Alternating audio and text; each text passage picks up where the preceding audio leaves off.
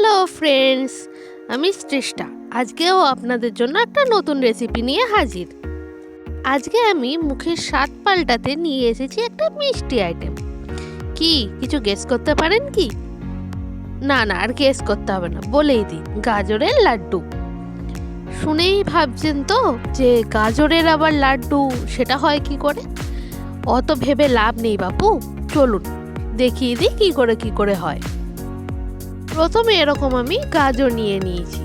আপনারা যেরকম খুশি, যতটা পরিমাণ আপনারা চান ততটা গাজর বানাতে থেকে আপনাদের যতটা খুশি, যেরকম পরিমাণ খুশি সেরকম গাজর কিন্তু এখানে নিতে পারেন। আমি এই যে গাজরটা নিয়েছি, এইভাবে এরকম হালকা হালকা খোসা উঠিয়ে নেব। আপনারা চাইলে কোনো পিলার দিয়ে মানে ছালটাও তুলে নিতে পারেন। আমার এই যে এখানে গাজরগুলো নিয়েছি, এই গাজরের মোট আমার 7টা লাড্ডু হয়েছে, মিনিমাম সাইজের। ওই বাজারে পাওয়া যায় না 5 থেকে 6 টাকার মতো, ওই ধরনেরই। তো আপনারা যদি চান একটু বড় বড় করবেন কিংবা একটু বেশি পরিমাণে করবেন, সেক্ষেত্রে কিন্তু আর একটুখানি গাজর আপনাদের লাগবে। তো প্রথমে এরকম খোসাগুলো আমি ছাড়িয়ে নিচ্ছি। এরকম করে আমি সব খোসাগুলোই ছাড়িয়ে নেব। গাজরের একটা জিনিস কি, খোসাগুলো খুব একটা ছাড়াতে হয় না। এই রকম অল্প বিস্তর নতুন আলুর মতো ছাড়িয়ে নিলেই গাজরের কাজটা হয়ে যায়। তো আমি এরকম বাকি সব গাজরগুলো কি সুন্দর ছাড়িয়ে নিয়েছি। গাজরগুলো ধুয়ে নেওয়ার পর আমি এরকম একটা গ্রেটার নিচ্ছি।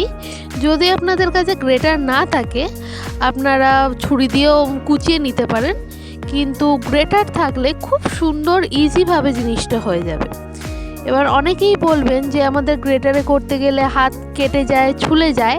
সেক্ষেত্রেও আমার কাছে একটা ট্রিক্স আছে, কিন্তু সেটা কি বলবো। আগে আমি সব গাজরগুলো এরকম প্রথমে করে নিই।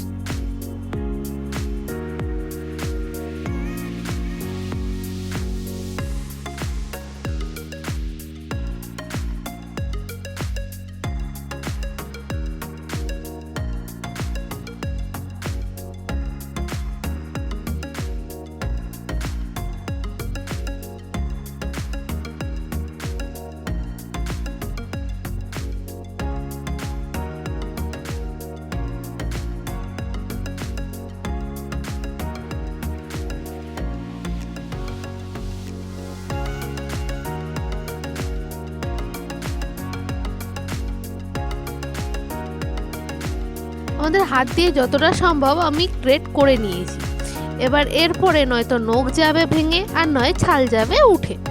তো এইখানে আমি যে ট্রিক্সটা ইউজ করি সেটা আপনাদের দেখিয়ে দিই। এরকম একটা কাঁটা চামচ নেবেন, নিয়ে সেটাকে গাজরে এইভাবে ঢুকিয়ে দেবেন। এটা করার পর একটুখানি টেনে দেখবেন যাতে সহজে যেন গাজরটা বেরিয়ে না যায়। এবার এরকম চামচের সাহায্য নিয়েই গাজরটাকে ঘষে নিতে হবে। এর ফলে কি হবে, গাজরটা গ্রেটও হবে আর আপনাদের হাতও ছুলবে না বা নখও কেটে যাবে না। কি বুদ্ধিটা ভালো দিলাম না? আর আমার মতো যদি আগেই কারোর মাথা থেকে এরকম বুদ্ধি বেরিয়ে থাকে, তাহলে একটা জিনিস বলতেই হয়, আমার মতো শয়তানি বুদ্ধি কিন্তু অনেকের মাথাতেই আছে। কি বলেন? আচ্ছা, আর বকাবো না বাবা, এইভাবে পুরোটাই আমি ঘষে নিচ্ছি। এবার আমাদের ঘষে নেওয়ার পর আমাদের শেষে যেটুক থাকে, এই যে এই ধরনের মতো, এবার এইটাকেও তোমরা কি করতে পারো, কুচিয়ে দিয়ে দিতে পারো, আর এটাকে ফেলে দিতে পারো। তো আমি এখন এটাকে পাশে রাখছি, পরে কুচিয়ে এর মধ্যে অ্যাড করে দেবো। এই একই রকমভাবে আমি সমস্ত গাজরগুলোকেই গ্রেট করে নেব। কুচিয়ে গাজরের এই লাড্ডুর রেসিপি করার থেকে গ্রেট করে নিলে কিন্তু খুব সহজে, খুব সুন্দরভাবে হয়ে যাবে, মুখে কোনো চান্স পড়বে না। একদম বাজারে যে লাড্ডুগুলো পাওয়া যায় না, পুরো সেই রকম হবে খেতে। তো আমার সমস্ত লাড্ডুটাই গ্রেট করা হয়ে গেছে, আর বাদবাকি যেগুলো ছোট ছিল সেগুলোকেও আমি কুচিয়ে নিয়েছি। দেখুন গ্রেট করার পর কি সুন্দর দেখতে হয়েছে। এবার আমি একটা কড়ার মধ্যে কিছুটা সাদা তেল দিয়ে দিয়েছি, আর এর মধ্যে দিয়ে দিচ্ছি এলাচ। এলাচগুলো আমি ছোট এলাচ নিয়েছি, আর তেলটা একদমই অল্প নিয়েছি, তেলটা না নিলেও চলবে। এলাচগুলোকে আমি একটুখানি নাড়িয়ে নিচ্ছি। আর এখানে আমি বলে রাখি যে এলাচের মুখগুলো আমি কিন্তু ফাটিয়ে দিয়েছিলাম। এবার আমি গ্রেট করা গাজর যেটুক ছিল আমি পুরোটাই এখানে দিয়ে দেব।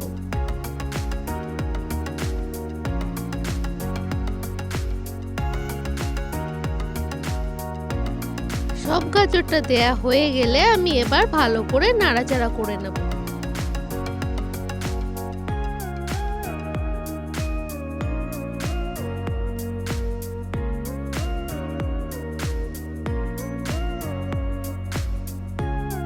বেশ ভালো করে নাড়িয়ে চাড়িয়ে খুন্তির সাহায্য নিয়ে আমি তেল, এলাচ এইসবের যে ফ্লেভারটা আছে আমি ভালো করে গাজরের মধ্যে অ্যাড করে দেবো। এই গাজরের লাড্ডুর রেসিপিটা খুব সহজে হয়ে যায়, খুব তাড়াতাড়ি হয়ে যায়, আর খেতেও কিন্তু দারুণ সুন্দর।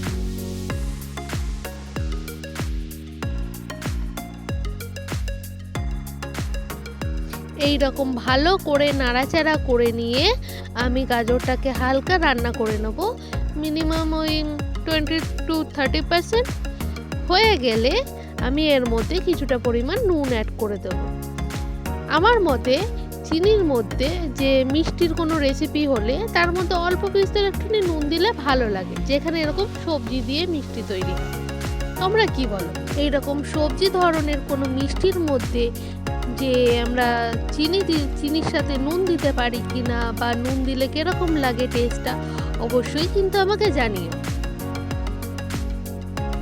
এবার আমি এর মধ্যে অ্যাড করে দিচ্ছি হাফ কাপ দুধ। আমার যেহেতু গাজরটা কম আছে আমি সেই জন্য হাফ কাপ দুধ দিচ্ছি, আর কিছুটা পরিমাণ জলটা একদমই দরকার নেই।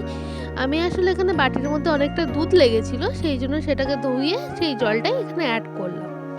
আর দেখতেই পাচ্ছ আমি যে দুধটা এখানে ইউজ করছি সেটা কিন্তু পুরো সরযুক্ত দুধ।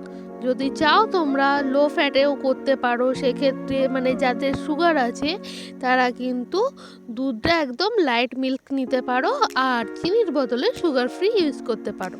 এই রকম দুধটা অ্যাড করার পর আমি একদম লো ফ্লেমে রেখে 10-15 মিনিটের জন্য এটাকে ছেড়ে দিয়েছিলাম।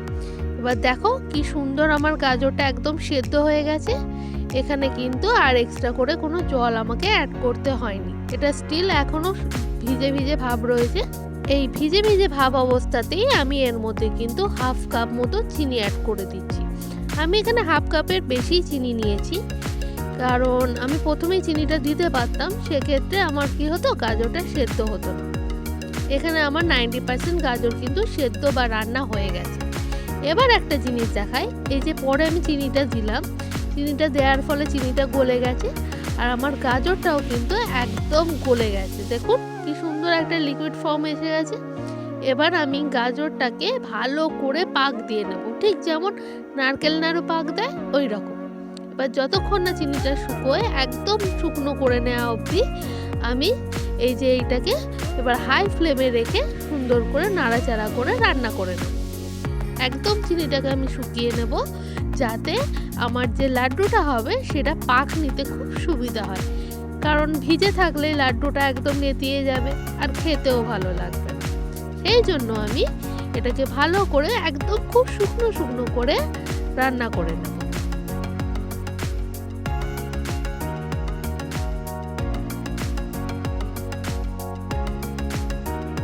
5-6 মিনিট পর দেখো আমাদের কিন্তু অনেকটাই চিনির রস মরে এসেছে, আর আমাদের যে গাজরটা ছিল সেটাও অনেকটা শুকিয়ে এসেছে। তো আমি এটাকে আরও 5-7 মিনিট ভালো করে নাড়াচাড়া করে নেব। এটাকে কিন্তু অনবরত নাড়াচাড়া করে যেতে হবে, নাহলে কিন্তু কড়ার তলায় লেগে যাওয়ার চান্স থাকে। আমি একটু একটু করে রেস্ট দেবো, আবার একটু একটু করে নাড়াচাড়া করে নেব।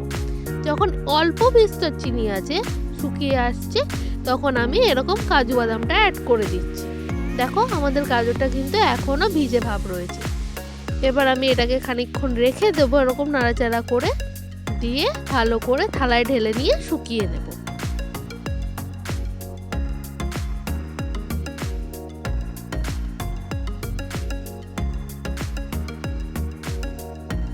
দেখতেই পাচ্ছ যে আমাদের গাজরটা পুরো রেডি হয়ে গেছে, শুকনো শুকনো হয়ে গেছে, কড়া থেকে ছেড়ে যাচ্ছে আর কড়ার তলায় লেগে যাচ্ছে না। তো এটাকে আমি আর একটু নাড়াচাড়া করে নিচ্ছি।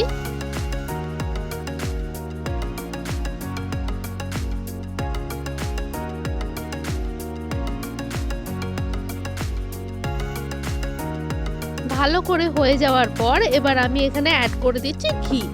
ঘিটা একদমই অপশনাল, যদি তোমাদের ঘিয়ের গন্ধ ভালো লাগে সেক্ষেত্রে দিতে পারো, আর নাও দিতে পারো। আর ঘিয়ের জায়গায় তোমরা বাটারও দিতে পারো। আমার ঘিটা খুব সুন্দর লাগে, তো আমি এখানে ঘিটা অ্যাড করে দিয়ে খুব ভালো করে নাড়াচাড়া করে দিচ্ছি এর মধ্যে। আর ঘিটা দেওয়ার পর জাল দেওয়ার কোনো প্রয়োজন নেই। ঘিটা দেওয়ার পর গ্যাসটাকে নিভিয়ে দিয়ে একটু নাড়াচাড়া করে নিলেই হবে।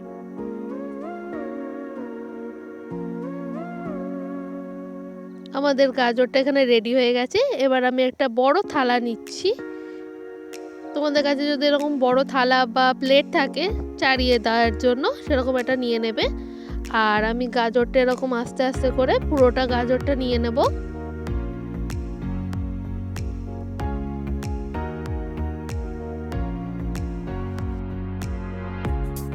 পুরো গাজরটা এরকম নেওয়া হয়ে গেলে আমি থালায় খুব সুন্দরভাবে চাড়িয়ে দেব।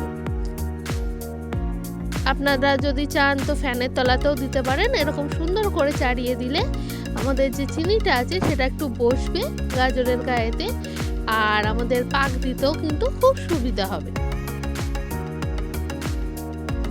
আমাদের গাজরটা শুকনো হয়ে গেছে। এবার এরকম একটা প্লেট নিয়ে নিচ্ছি আমি প্লেটিং করার জন্য। আমি হাতে একটুখানি তেল নিয়ে নিয়েছি, তেল বা ঘি বা বাটার যা হোক আপনারা নিতে পারেন। এবার এরকম ছোট ছোট করে লেচি নিয়ে আমি সুন্দর করে লাড্ডুর আকারে শেপ দিয়ে নেব। এই যে ঠিক এইরকম। আর হ্যাঁ, এর মধ্যে যে এলাচটা আছে সেটা কিন্তু অবশ্যই আমি ফেলে দেব। আপনারা কিন্তু ভুলবশত লাড্ডুর মধ্যে দিয়ে রাখবেন না।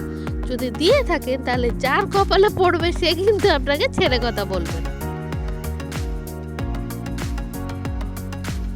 আমাদের লাড্ডু রেডি হয়ে গেছে। দেখুন আমার এখানে 7টা লাড্ডু হয়েছে, কি সুন্দর দেখতে হয়েছে।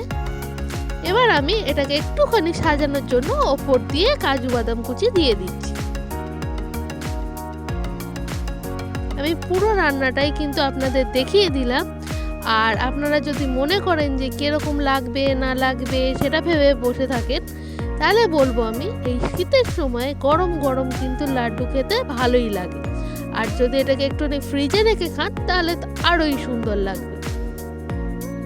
তো কি কি লাগলো আমি একবার বলে দিই আমার এই লাড্ডু বানাতে।